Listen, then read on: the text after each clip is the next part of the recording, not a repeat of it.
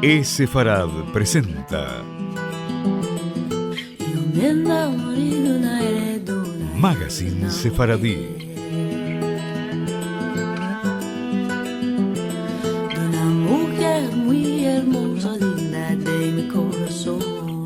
Una producción de Radio High y Radio Sefarad.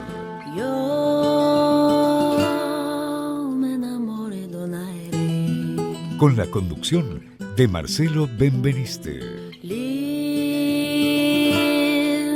de mi corazón.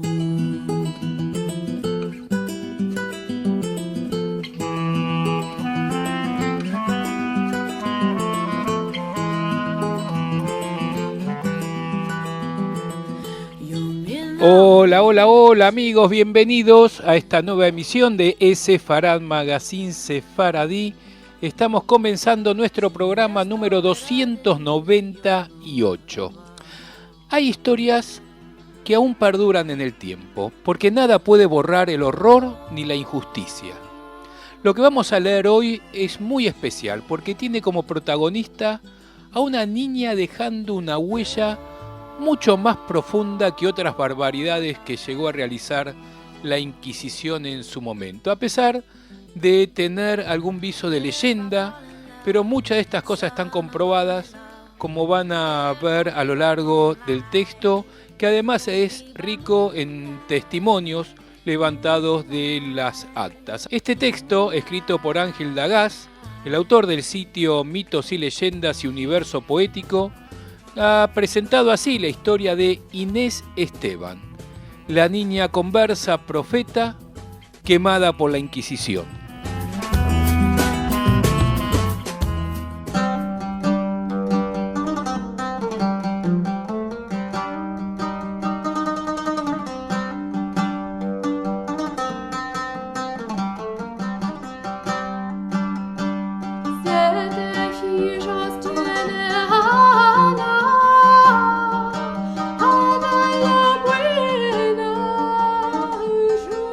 En el siglo XV vivían en Extremadura, al oeste de Castilla, numerosas comunidades de judíos y conversos.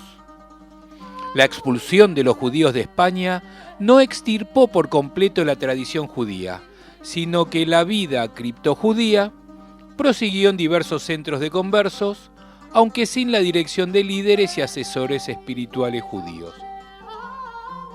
Cuando la Inquisición extendió sus redes por toda España, hubo que fundar un tribunal especial que funcionara en Extremadura en los años 80, en Puebla de Alcocer y en Belalcázar.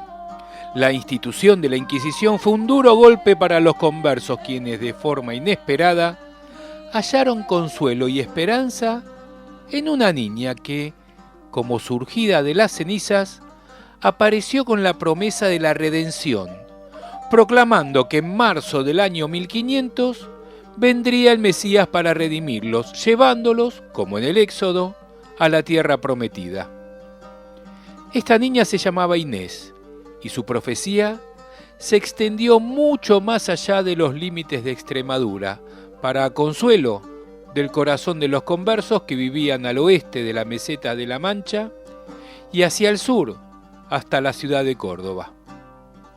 Inés, hija de Juan Esteban, zapatero y curtidor, había nacido alrededor del año 1488 en Herrera del Duque. Su madre, cuyo nombre se desconoce, murió cuando Inés era pequeña y su padre contrajo matrimonio con su segunda esposa, Beatriz Ramírez. Las visiones y profecías de Inés estaban muy relacionadas con la muerte de su madre, porque la niña afirmaba que la difunta la acompañaba en sus ascensos a los cielos y en sus viajes por el reino celestial. Todo comenzó en el otoño de 1499, cuando Inés tenía 11 años.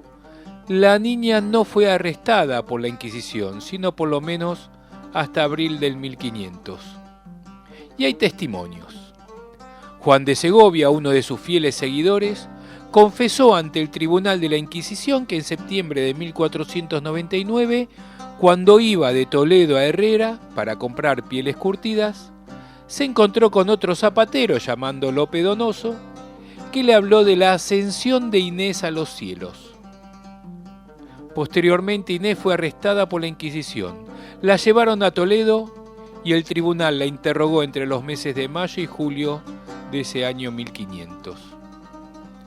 Los documentos del juicio de Juan de Segovia, habitante de Toledo, entre otros, proporcionan valiosa información sobre la niña profetisa y el importante efecto que produjo en los hombres, mujeres y niños que creyeron en la autenticidad de sus visiones y se esforzaron por cambiar su vida siguiendo su consejo profético.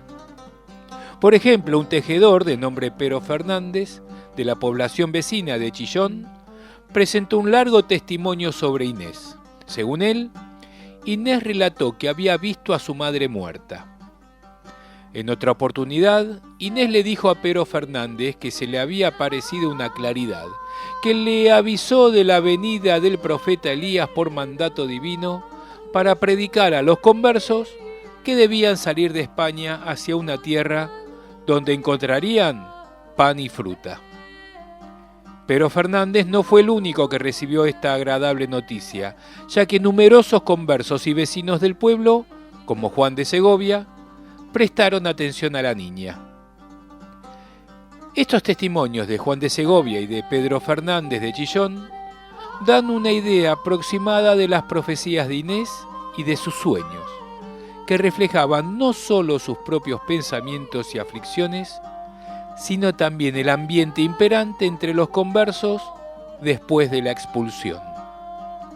Estas profecías debieron de producir un efecto tremendo en los conversos, porque con un pretexto u otro, muchos de ellos fueron en peregrinación a Herrera para averiguar la verdad acerca de ellas y para hablar con la profetisa en persona. Muchos de ellos, zapateros y curtidores, fueron a Herrera con el pretexto de comprar piel, pero una vez allí, iban a hablar con el zapatero Juan Esteban, que los invitaba a su casa para que conocieran a su hija. Corría el rumor de que la niña había traído 3 regalos del cielo: una espiga, una aceituna y una carta. Era inevitable que estos acontecimientos provocaran gran conmoción y los conversos comenzaron a ayunar y a respetar los 10 mandamientos y los preceptos de la ley de Moisés. Los sábados se ponían sus mejores ropas y dejaban de trabajar, esperando la llegada milagrosa del Mesías. Todas estas personas creían que muy pronto las conducirían a la tierra prometida con las mismas ropas que llevaban puestas. Pero esos conversos que serían conducidos a la tierra prometida, Dios haría descender a la tierra la ciudad maravillosa que había creado para ellos, donde vivirían en gozosa abundancia. Elvira Núñez, la esposa de Ruiz Sánchez, trazó la descripción de la ciudad. Veía una ciudad próspera, con las mesas dispuestas y el pan horneado para que lo comiesen los conversos que llegarían hasta allí. No es extraño que los sueños de abundancia de una población pobre tuvieran gran importancia. Finalmente, creían que tan majestuoso ágape se serviría cuando llegara el Mesías. También se han encontrado en los escritos de la época una alusión al monstruo marino, Leviatán, capturado por esas fechas en la costa de Portugal, por lo que también se llegó a creer que era Inés quien estaba en contacto con él y le había llamado. Los conversos creían firmemente en su redención inmediata e imaginaban para sí mismos una vida futura de dicha y abundancia. El caso de Fernando de Belalcázar, residente en Herrera, demuestra lo firme que era esta convicción en el corazón de los conversos. Parece ser que Fernando de Belalcázar había ido a Ciruela para transmitir a los conversos de aquella comunidad la noticia de que Inés había estado en la tierra prometida y había regresado con claveles y un manojo de alcázar. Aclaremos que el alcázar es la parte verde de la cebada que se utiliza como forraje para el ganado en Extremadura. Se interpreta que la relación de esta planta en particular con los animales domésticos contribuyera a popularizar la imagen de Inés como pastora que no abandonaría a su rebaño de conversos. Los documentos del juicio de otro converso, Rodrigo Cordón de Ciruela, proporcionan la fecha de la redención esperada. Se creía que tendría lugar en marzo del 1500.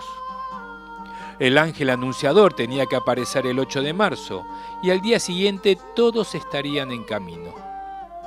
Abundantes signos del cielo confirmaron a los conversos la verdad de su expectativa. Rodrigo Cordón le dijo al converso Diego García de Ciruela que un ángel luminoso en todo su esplendor permaneció sobre una cama en casa de su vecino sin pronunciar una palabra.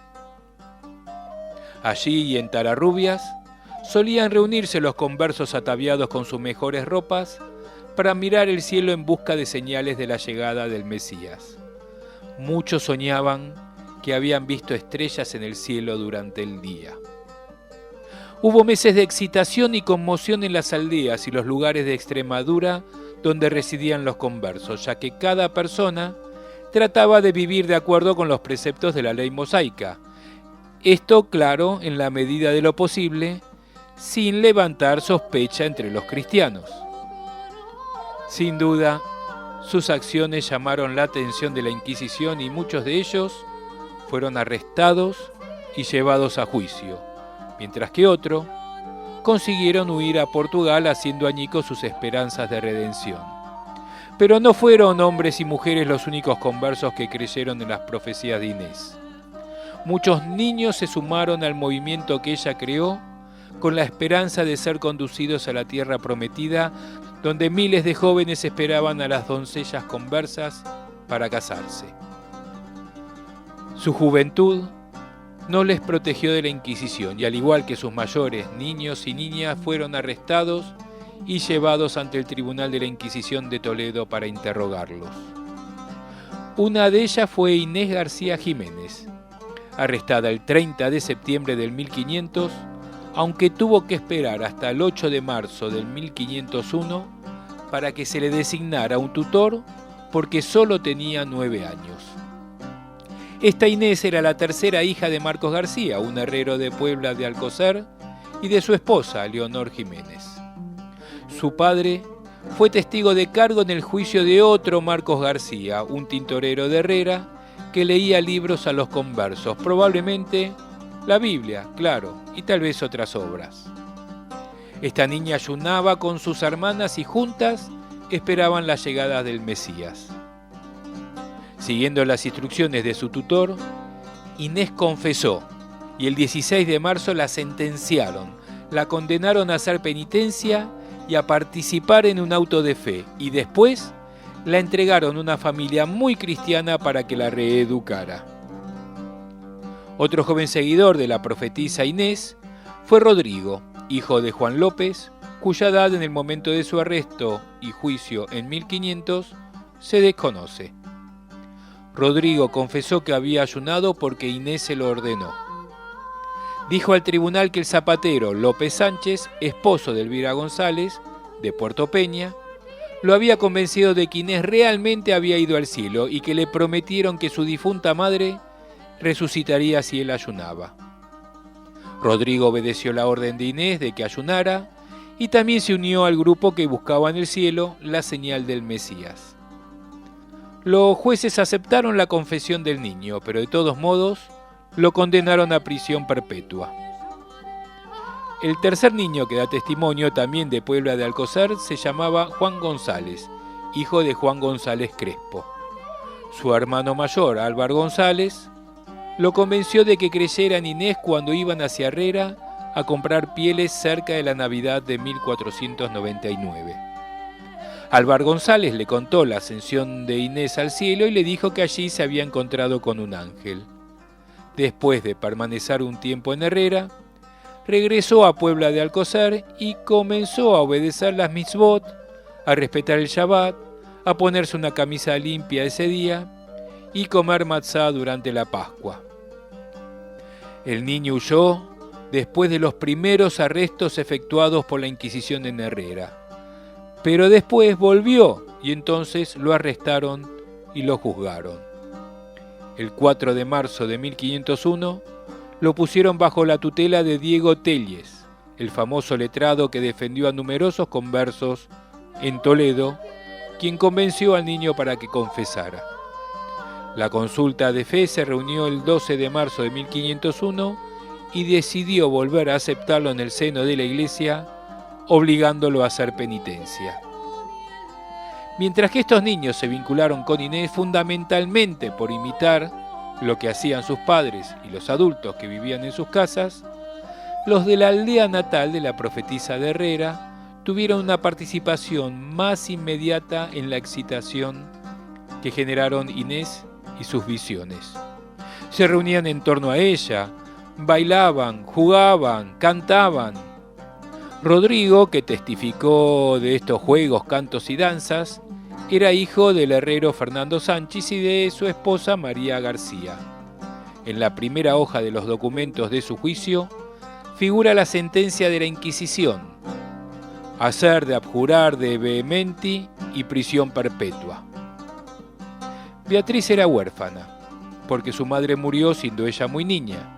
La entregaron al secretario Luis de Toledo y su esposa Juana García para que la educaran, trabajara y viviera con ellos. Beatriz era familiar de Inés y en la época de sus profecías tenía unos 15 o 16 años. Inés le prometió que se reuniría con su madre muerta en la tierra prometida. También le enseñó los principios de la ley mosaica y los ritos y preceptos judíos.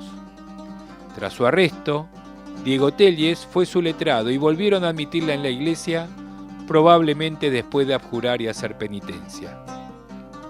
Otras 4 niñas de Herrera, con edades comprendidas entre los 10 y los 13 años, fueron juzgadas por seguir los principios de la profetisa. Isabel, hija de Rodrigo de Villanueva y de Isabel de la Fuente, Isabel Vichancho y González.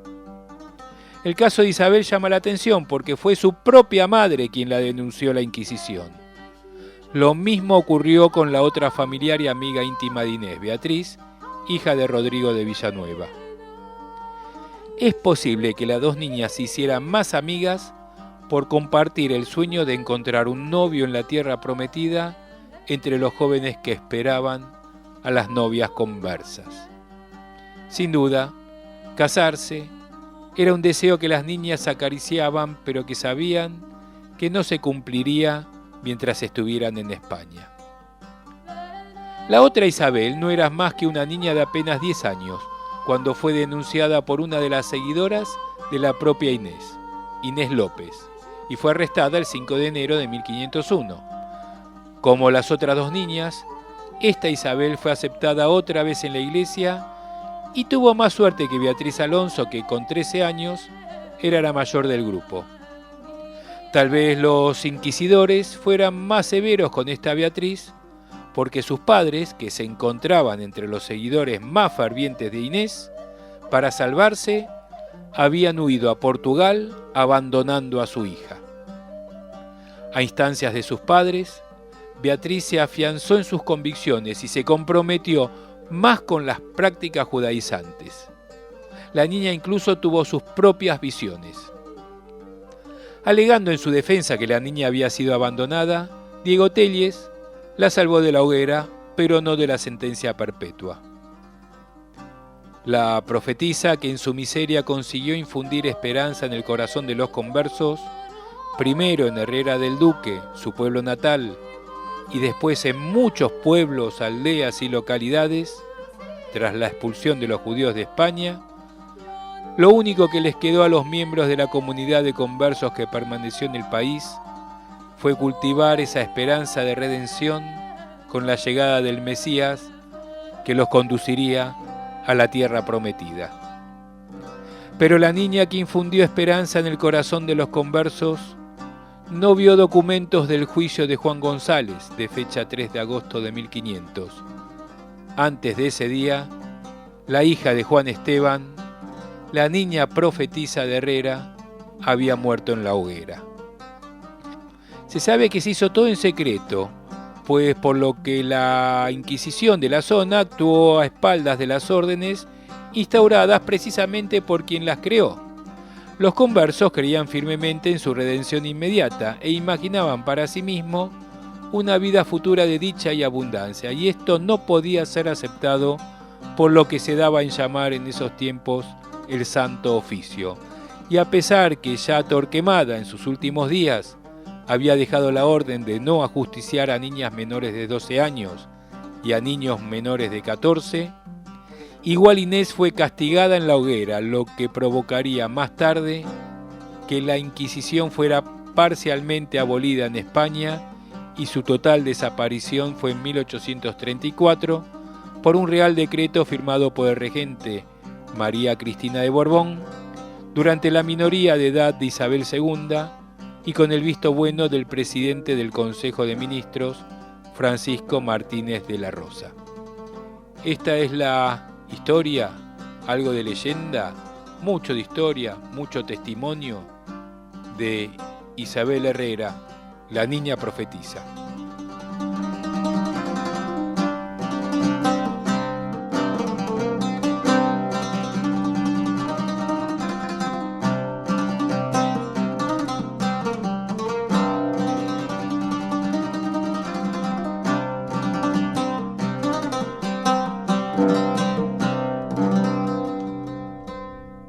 Yéndome para la guerra. Nuestras vías de comunicación son múltiples. Por mail a magazine@esefarad.com, en nuestro sitio de internet www.esefarad.com, y nos encontrarán muy fácilmente en Facebook y en Twitter buscando por Esefarad.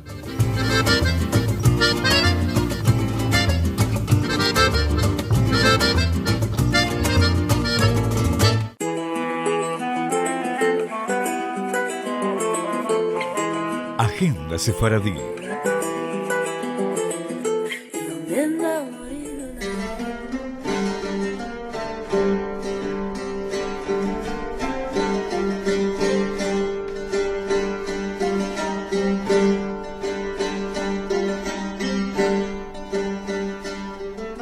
Este próximo martes 29 de noviembre tenemos el encuentro de cierre del ciclo 2016 de Raíces de Sefarad, y por eso lo hacemos tirando la casa por la ventana, como siempre con una fiesta sefaradí. En este caso vamos a hacerlo con un concierto de música sefaradí a cargo del ensamble hispánico medieval Ocursus, que vestido como en el medioevo y con los instrumentos originales, nos llevarán a lo largo de su espectáculo titulado ¿Quién tuviera tal fortuna para ganar lo perdido?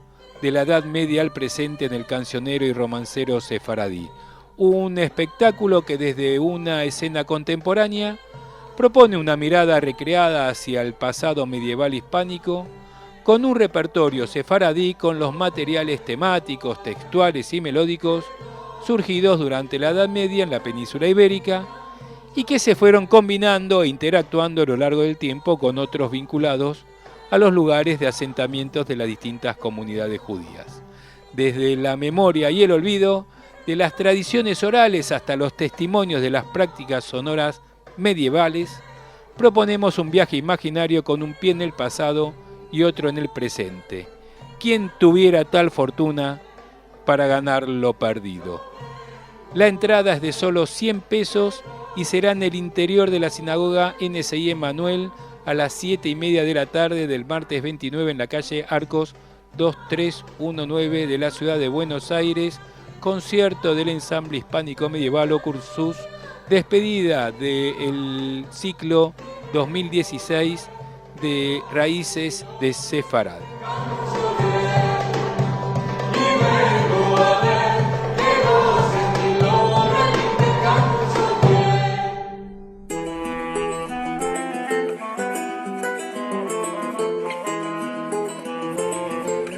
Música. ¿Dónde anda a morir una mujer?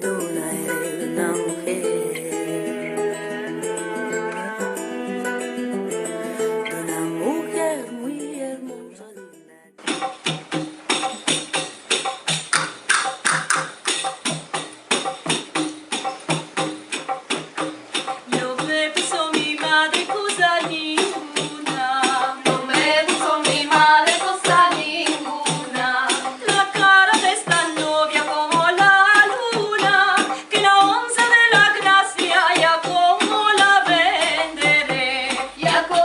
Y nos vamos rapidito porque se nos fue el programa volando, pero siempre con buena música. Soy Marcelo Benveniste y los invito como cada semana a encontrarnos en Sefarad Magazine Sefaradí, en los portales de radiosefarad.com y de radiohai.com.ar. Y como siempre, en todos los canales de comunicación que encontrarán fácilmente ingresando en el buscador como Sefarad, nuestro portal en sefarad.com, también en Facebook, en la fanpage y en Twitter. No se olviden, este martes 29, el concierto del grupo Ocursus, que va a estar buenísimo, y con su música, la del grupo Ocursus, me despido. Vamos a escuchar a este ensamble hispánico medieval y el clásico sefaradí, Poco le das la micosuegra, grabado en junio del 2013, en el marco del 12º ciclo de música de cámara dirigido por el maestro Mario Bensecri. Aquí está Ocursus y Poco le das la miconsuegra. Semana buena.